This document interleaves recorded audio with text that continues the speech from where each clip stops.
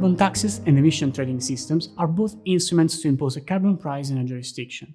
On the one hand, carbon taxes set a fixed price on carbon and induce an uncertain amount of emissions abatement. On the other hand, emission trading systems set an emissions cap, while the price of allowances is determined by the market and is thus uncertain. By price uncertainty, we do not refer to the volatility, that is, frequent or unpredictable short-term changes in the price of allowances. In this course, we will refer to price uncertainty as the incapacity to know whether allowance prices will stay within a desired range.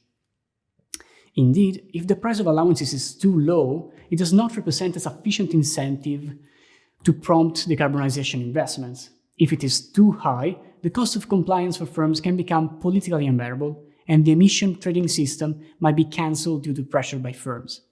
For this reason, all existing emission trading systems, or ETSs, have implemented in their design some sort of price control mechanism, or PCM, that is meant to curb this price uncertainty. However, PCMs can be very different, because each reflects the economic and institutional specificity of its jurisdiction.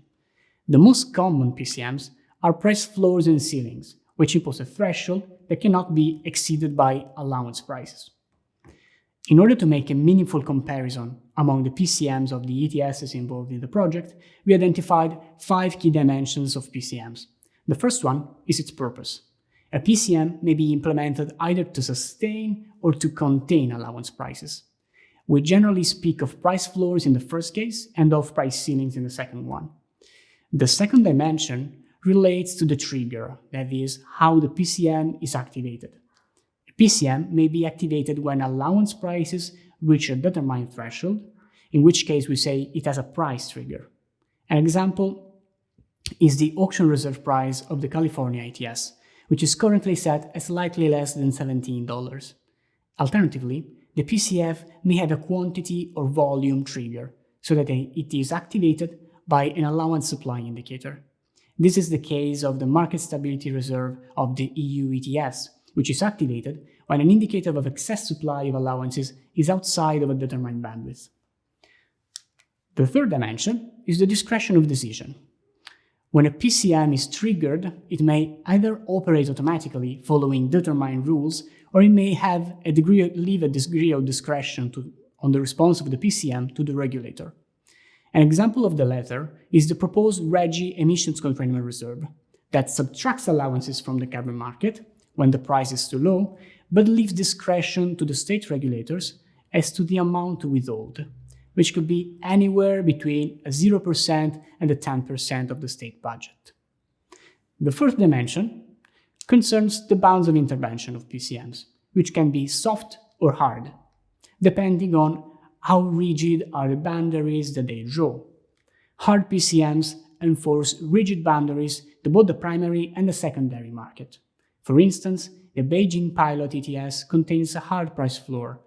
All allowances below $2.85 can be bought back from the regulator, effectively imposing a minimum price also on the secondary market. By contrast, a soft price floor is represented again by the auction reserve price of the California ETS, which suspends auctions if the allowance price hits the $17 threshold, but leaving the secondary market unaffected, where prices can still fall below the auction reserve price. The fifth and final dimension relates to the impact of the PCM on the emissions cap. Looking back at the Beijing price floor, if the regulator buys back allowances, it is effectively reducing the emissions cap of the system. The New Zealand ETS reform provides an example of a hard price ceiling that, when activated, impacts the emissions cap of the system.